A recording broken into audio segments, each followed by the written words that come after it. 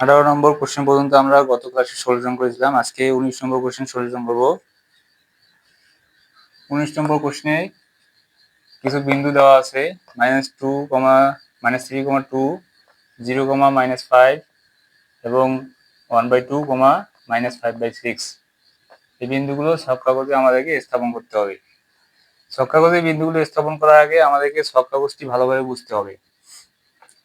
ছক কাগজে এটা হচ্ছে 0 বিন্দু। ভূমি সমান্তরাল যে অক্ষটি রয়েছে সেই অক্ষটির নাম হচ্ছে এক্স অক্ষ এবং উলম্ব বরাবর যে অক্ষটি রয়েছে সেটি হচ্ছে আমার ওয়াই অক্ষ।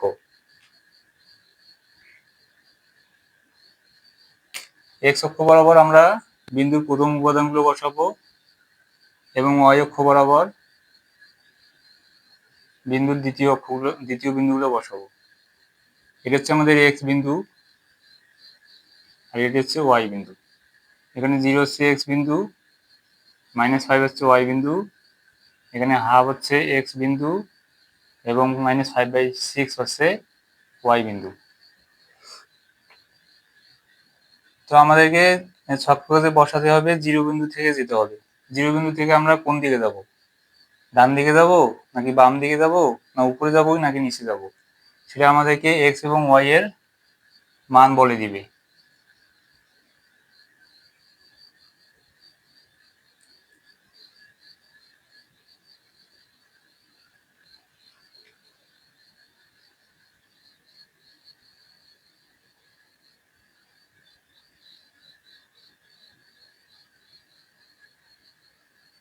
এক্স যদি ধনাত্মক হয় তাহলে আমরা ডান দিকে যাব, এক্স যদি ঋণাত্মক হয় তাহলে আমরা বাম দিকে যাব।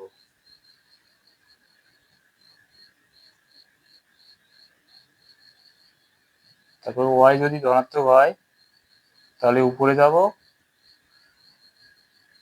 আর ওয়াই যদি নেগেটিভ হয় তাহলে আমরা নিচে আসবো। এতটুকু জিনিস জানা থাকলে আমরা ছক কাগজে যে কোনো বিন্দু স্থাপন করতে পারবো। প্রথমে আমাদের বিন্দু হচ্ছে -3, 2। -3, 2 বিন্দুটি আমরা যদি ছক কাগজে বসাই, এক্স এর মান হচ্ছে মাইনাস, তাহলে আমাদেরকে কোন দিকে দিতে হবে? অবশ্যই বাম দিকে। এক্স এর মান মাইনাস হলে আমাদেরকে বাম দিকে দিতে হবে। এখান থেকে আমরা বাম দিকে যাই, কত ঘর যাব? 3 আছে 3 ঘর, 1, 2, 3, এখানে আসলাম। এরপরে আমাদেরকে ওয়াই বরাবর যেতে হবে, ওয়াই অক্ষ বরাবর যেতে হবে। ওয়াই অক্ষ বরাবর আমরা হয় উপরে যাব না হলে নিচে যাব। তো ওয়াই অক্ষ বরাবর আমরা কত ঘর যাব?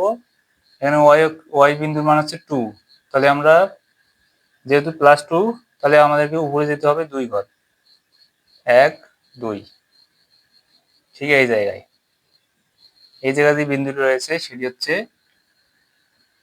-3, 2।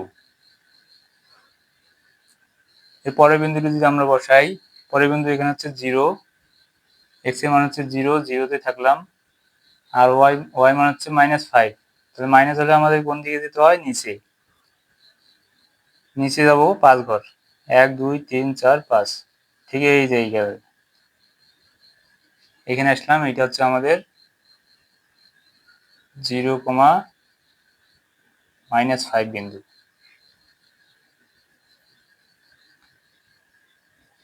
এরপর আমরা এই বিন্দুটি বসাতে যাই।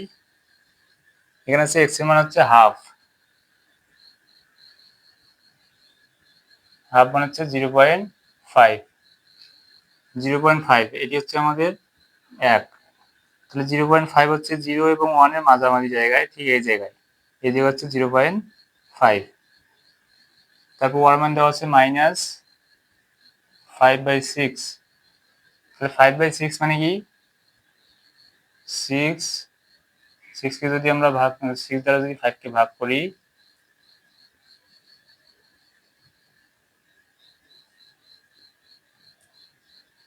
0.8 সামথিং আসে আরো।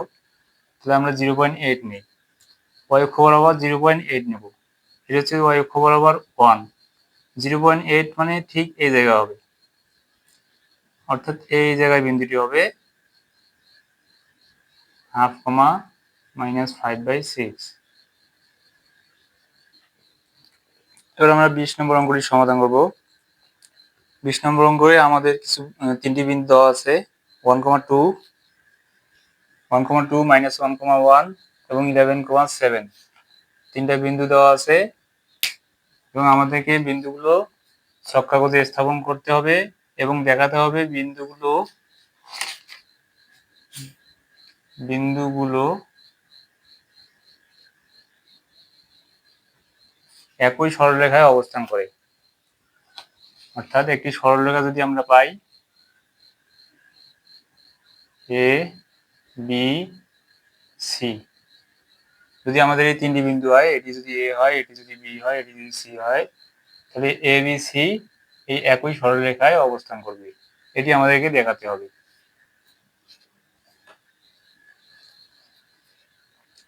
প্রথমে আমরা ছক কাগজে বিন্দুগুলো স্থাপন করি। প্রথমে আমাদের বিন্দু স্থাপন করতে হবে 1,2 বিন্দু।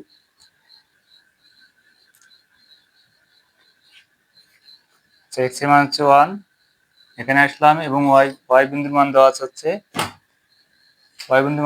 2, তাহলে আমাদেরকে y অক্ষ বরাবর 2 গজ যেতে হবে, 1 2, ঠিক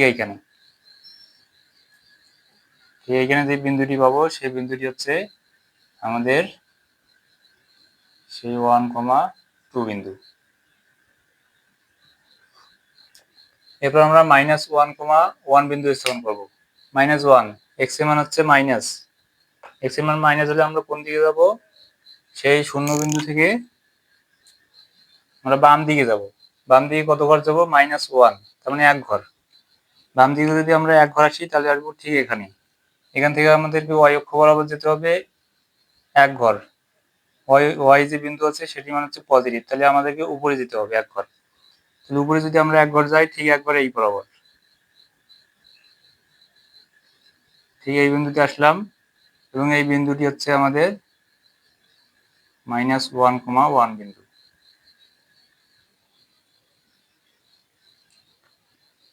এবার আমরা 11,7 বিন্দু স্থাপন করব। x এর মান হচ্ছে 11 আর y মান হচ্ছে 7। x এর মান 11, x অক্ষ বরাবর আমরা 11 ঘর যাব, 1 2 3 4 5, এখানে আসলে 10, এই পর্যন্ত আসলাম 11। এবার y অক্ষ বরাবর আমাদের কত ঘর যেতে হবে? 7 ঘর, 1 2 3 4 5 6 7, ঠিক এই ঘর বরাবর যেতে হবে। তাহলে এই ঘর বরাবর যদি আমরা যাই, এটা হচ্ছে y মান 7, ঠিক এই ঘর বরাবর যদি আসি তাহলে আমরা ঠিক এই বিন্দুতে আসবো। এটি হচ্ছে আমাদের 11,7 বিন্দু।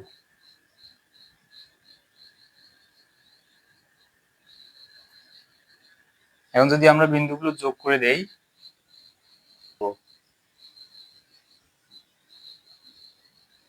তাহলে আমরা যে সরলরেখা পাবো সেই সরলরেখায় এই তিনটি বিন্দু অবস্থান করবে, এটি আমাদের দেখাতে বলেছিল। যেখানে যে তিনটি বিন্দু আছে সেই বিন্দু তিনটি একই সরলরেখায় অবস্থান করবে, একই সরলরেখায় অবস্থান করতেছে।